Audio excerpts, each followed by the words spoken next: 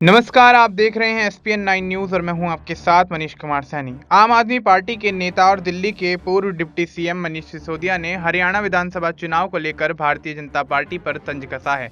हरियाणा में चुनाव को टालने के मुद्दे पर उन्होंने कहा कि बीजेपी अपनी हार सामने देखकर घबरा गई है और चुनाव से पीछे हटने की कोशिश कर रही है। दिल्ली के पूर्व deputy CM Manish Sisodia social media platform x पर लिखते हैं, हरियाणा विधानसभा चुनाव में बीजेपी का कैलकुलेशन गड़बड़ा गया है। जिस कैलकुलेशन के आधार पर बीजेपी ने शेड्यूल समय से 20 दिन पहले हरियाणा में चुनाव कराने की ठानी थी और हरियाणा महाराष्ट्र के चुनाव जानबूझकर अलग अलग करवाए थे, उन्होंने आगे कहा कि जमीन की स्थिति बता रही है कि वो कैलकुलेशन अब गड़बड़ा चुका है और हरियाणा में अब कोई संभावना नहीं बची है। अपनी हार सामने देखकर बीजेपी घबरा गई है, इसलिए वो अब चुनाव से भागने की कोशिश करती हुई दिख रही है।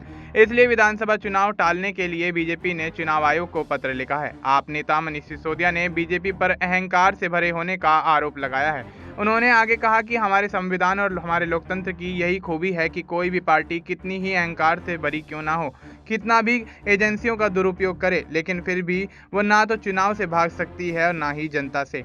दरअसल हरियाणा बीजेपी के प्रदेश अध्यक्ष मोहन लाल बड़ौली ने निर्वाचन आयोग को पत्र लिखकर चुनाव की तारीख को आगे करने की गुजारिश की है।